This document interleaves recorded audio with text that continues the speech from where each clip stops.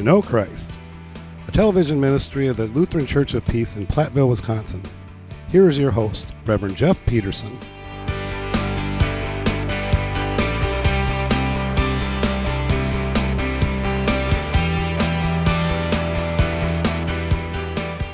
Well, today our topic is transactional analysis.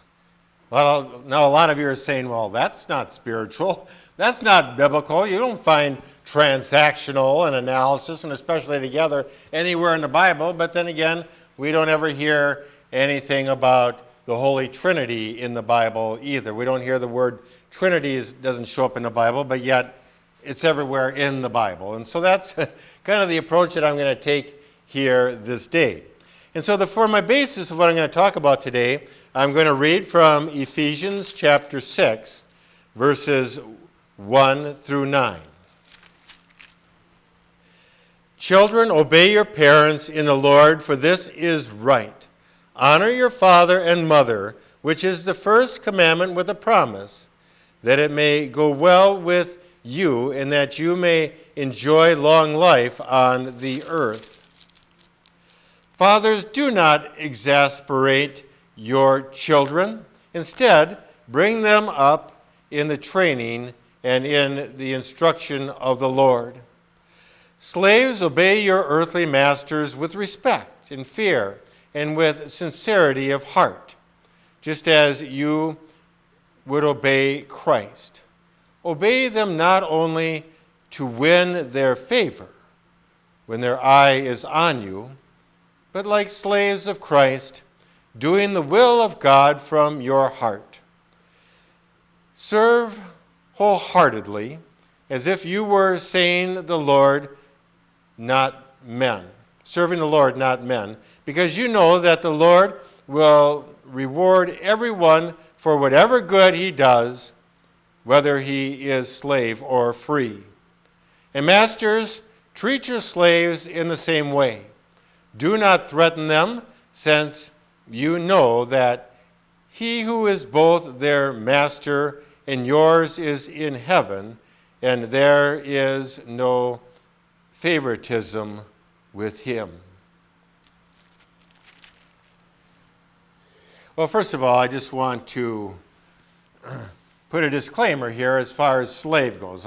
The word slave was appearing an awful lot, and in this day when we are really working hard to make sure that there isn't slavery in our world and that people are not being mistreated, that I just want to say that the Greek word for slave is doulos, but it's also the same word for servant.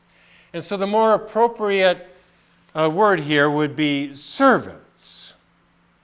And instead of master, maybe be more like supervisor. So when you think of like in a workplace, is what we're looking at here, that as you go to work, you're either the supervisor or you are a subordinate. You're one of the workers, one of the servants. Because here again, slavery is, God is constantly working to free slaves. Freeing people who are in slavery or who are in bondage, and we as Christians, that's then who we are, is that we are always working to free people, to liberate them. And so because I do know that there are people who make a justifiable argument for slavery based on a passage like this. And certainly God doesn't want us to be using his word to harm anybody, to put anybody into bondage. And so that's where I think it's good sometimes to know some of the background as far as the Greek, to know that the more appropriate word, especially in our time, would be that of servant. But when we think about transactional analysis, is that for each one of us, that we have basically, well, here again, we always have like those three persons. We have our body, our mind, and our spirit, okay? Our three persons in one, just like God is Father, Son, and Holy Spirit, that we are body, mind, and spirit. So that's one way of looking at ourselves, but yet we are one person. It's not like, oh, here, I'm putting my body over here right now, and and then I've got my mind over here, and then my spirit is over there. And sometimes people may make the case saying that, sometimes we are not all in agreement here as a person. That we're not being all working together in perfect harmony when people say, why is your mind wandering over there? Or spiritually, are you alive or dead? Your body seems to be functioning, but spiritually you seem to be dead. Well, we got to have it all working together. But another way of looking at it is that as we mature, become adults, we now have developed 3 persons within us. Well, one would be the adult person, one would be the parent person, and the other one would be the child person. And so all 3 of these. And so as we look at this, well, let's just, take the child.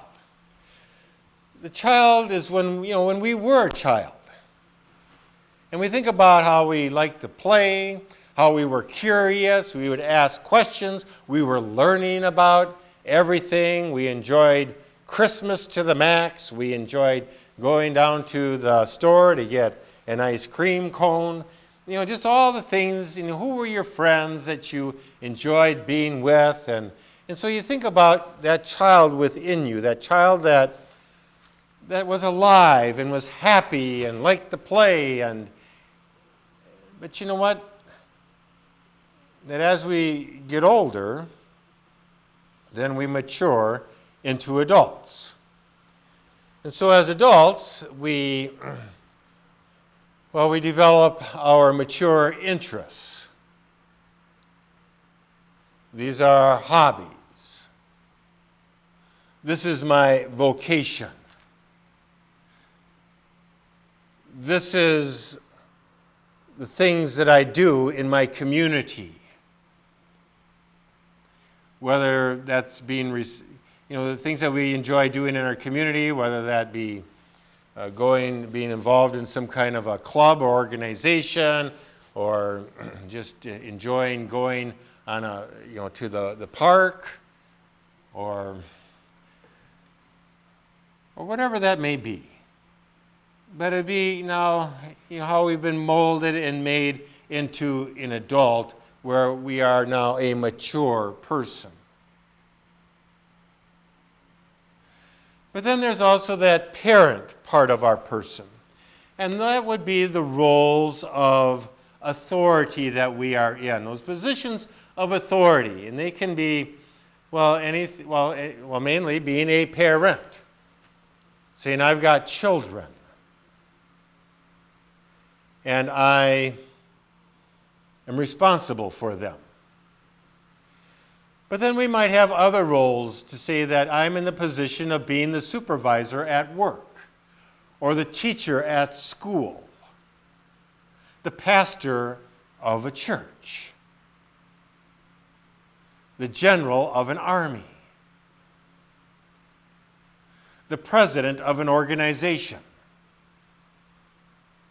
So any kind of a position of authority where we have people who are looking up to us and counting on us, where we've taken seriously that role, that we now are a role model, and that we are a teacher of values, where we are now supervising, we are correcting. And so here again, that's where it has a lot to do with our ideals, our morality, what we believe in.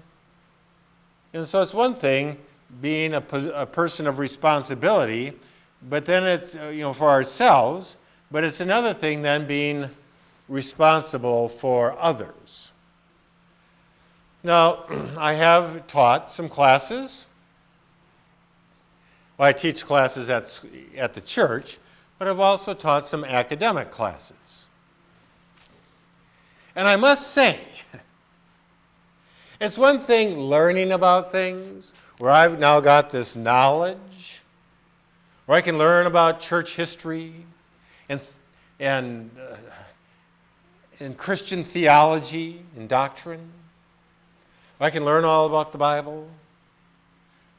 It's one thing having all this knowledge, but it's quite another to be at a place where now I can actually teach it.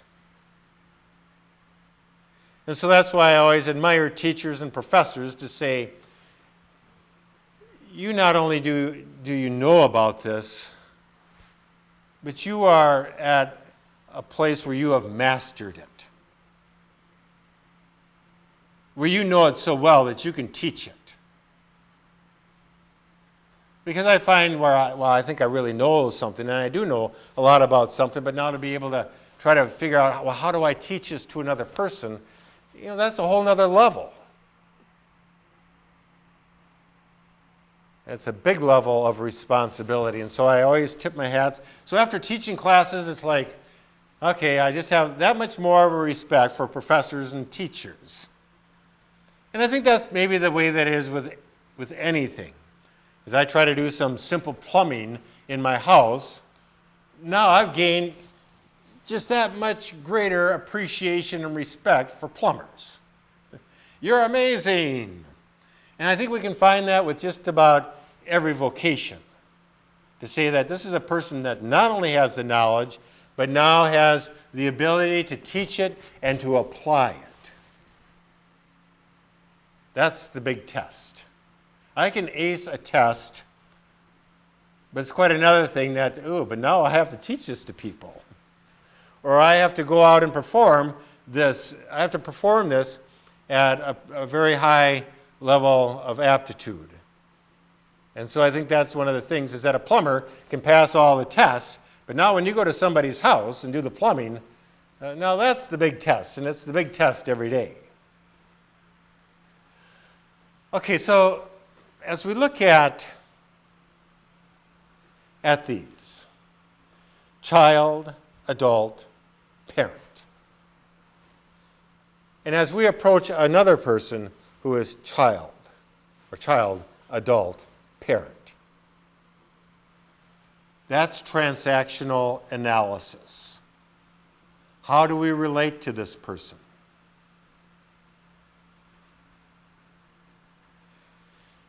And so when we think about being, like, for instance, an adult, we can go to work, for instance, and we have other people who are also our workmates. That we all have our work to do. That this is my cubicle, that's your cubicle, and everybody is doing pretty much the same job. We are all equal. And so the last thing we want is our equal to be telling us how to do our job. It's like, okay, this is your understanding of how you do your work, but this is how I do my work. And I'm happy with the way that I do my work, and I'm not asking for your unsolicited advice. Matter of fact, you're not the boss of me. We're equals. And so hopefully as equals, we are working together in such a way that we know what we are doing, and that we can be helpful to each other to say, well, as I've gotten a little bit further ahead doing my work, I can now help you to catch up.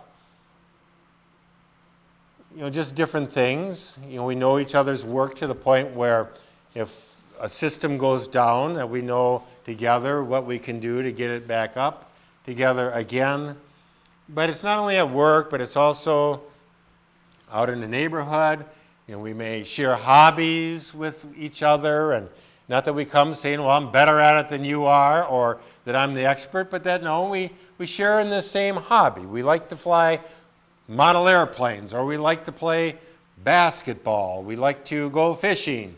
We like to go bike riding, whatever that is. But we see ourselves as adults being equal. And that's when I see people getting frustrated, though, is when you get people who are equal and one all of a sudden now goes around thinking that they're better than everybody else. It's like, oh boy, I really can't take this. And so we want to always be working together with those people that we are called to work with, whether it be in the church, at work, in the neighborhood, that we are always working together as equals, sharing our mutual woes, but also our mutual celebrations. And so hopefully when it comes to adults, we're developing good, healthy relationships where Jesus Christ is at the center. But then even though we're adults, we still have that child within us, and it's healthy to have that inner child. You probably heard that, our inner child. That's the part of us that wants to play. It's the part of us that gets excited. It's the part of us that wants to continue to learn and to grow. Jesus says that unless you become like a child, you cannot enter into the kingdom of heaven. You know, we continue to remain humble before God.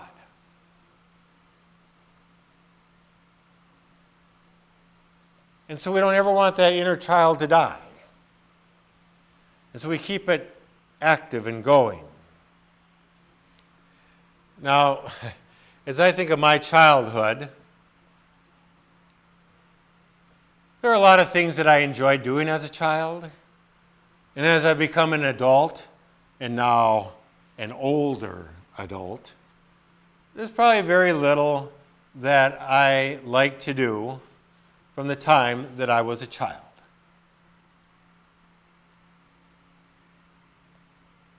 And I will admit and tell you what one of those things are, that maybe it's the one thing that I continue to do as a child.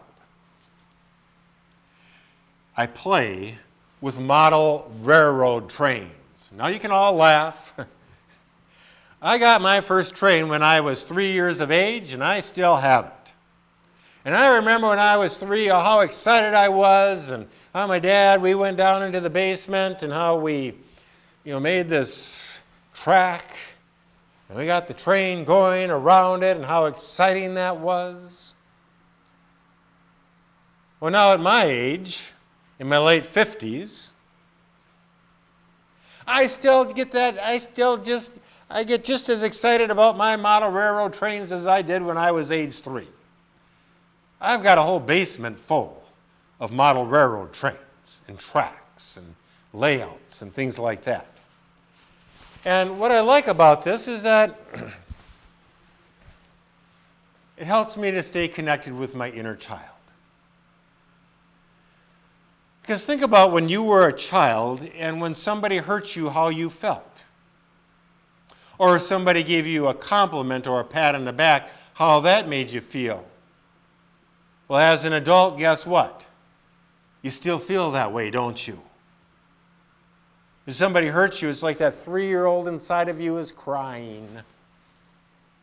Or if somebody says a nice word, it's like that 3-year-old child that's rejoicing. And that 3-year-old or that little child wants to be loved. Wants to have that sense of feeling secure. Having that blessed assurance, knowing that Jesus is mine. To know that I can walk into my house this day, and if I'm hungry, there'll be food to eat, that there's a roof above my head that will keep me dry at night, and that there are people in that house who love me. And as I go out into society, that there are those superior people, those people who are in that parent position, who care about me, who watch over me, who protect me.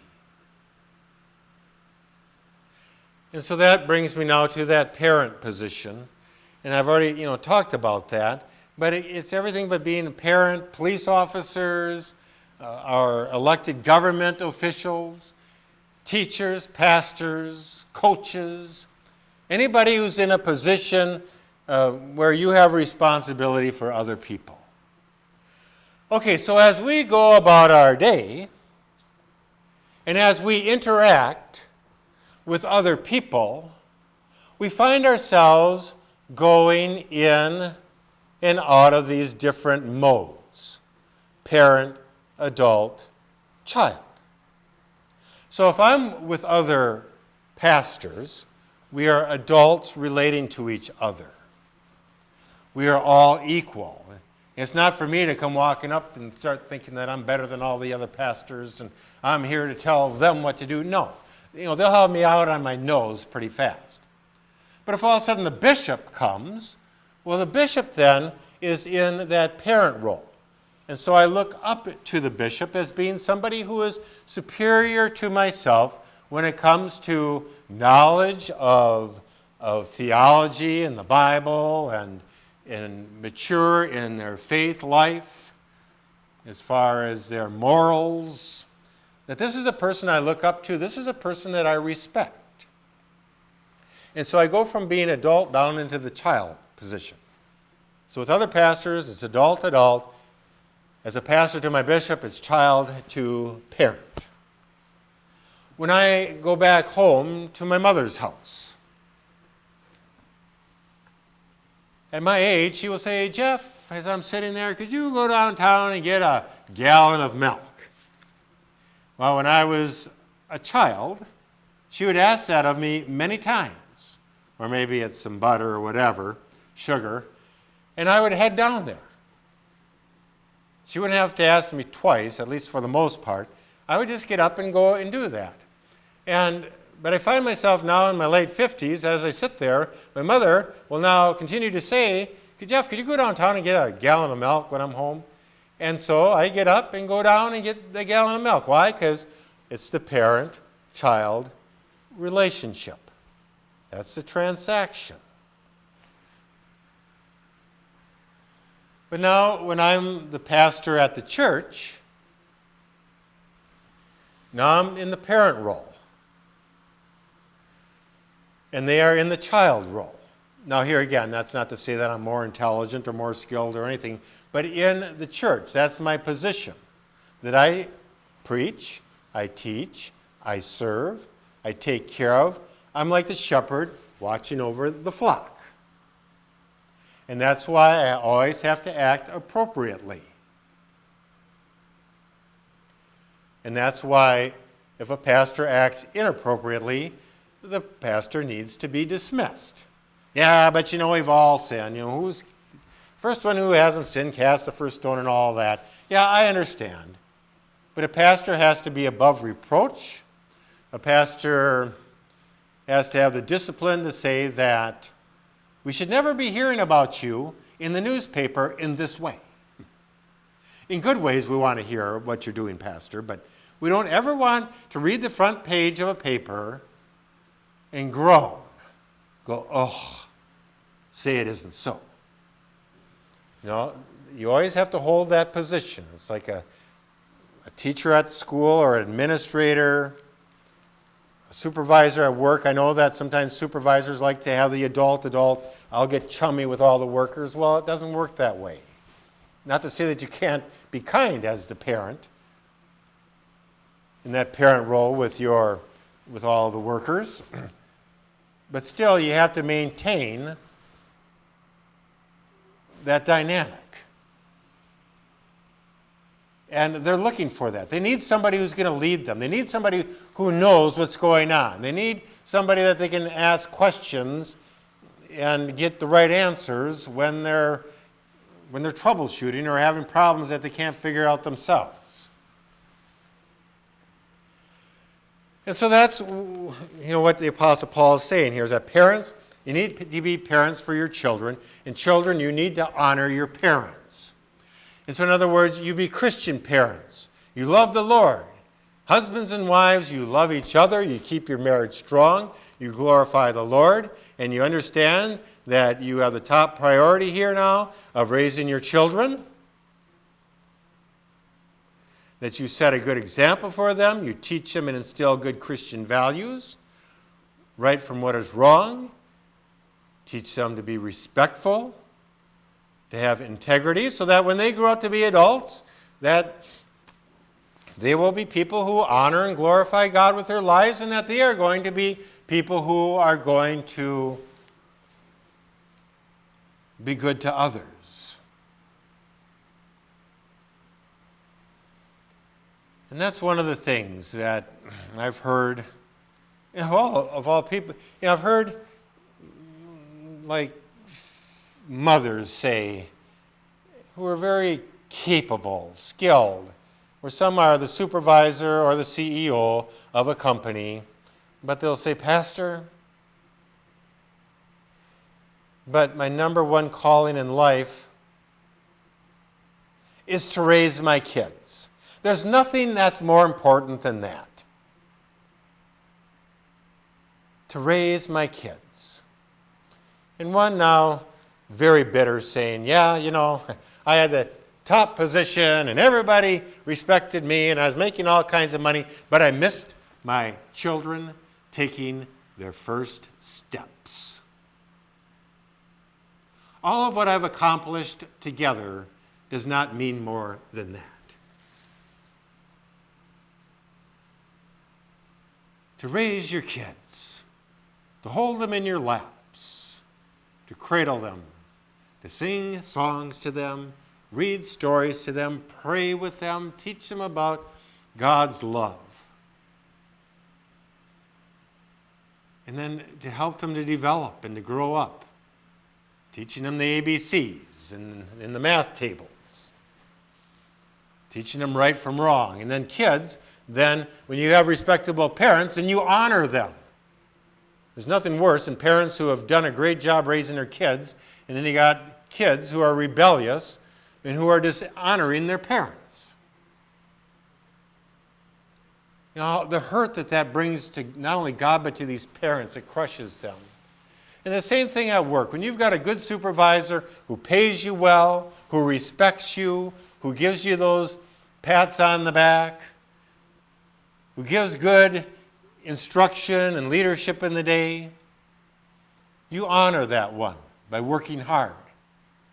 And even if he or she is out of the office, you continue to maintain that good work ethic and honoring those who are in those positions.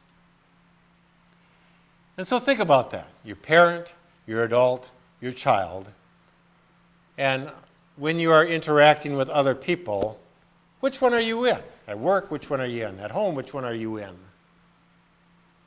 the community, at church. It's interesting. And then how do you interact with those other people, and what is their role in relationship to you?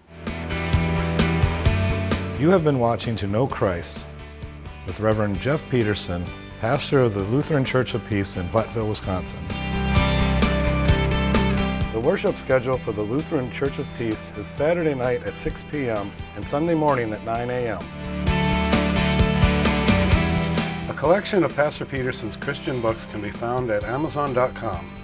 His latest book is called Sharing Our Faith in the Covenant of God's Grace. Thank you for watching, and tune in again next week for To Know Christ.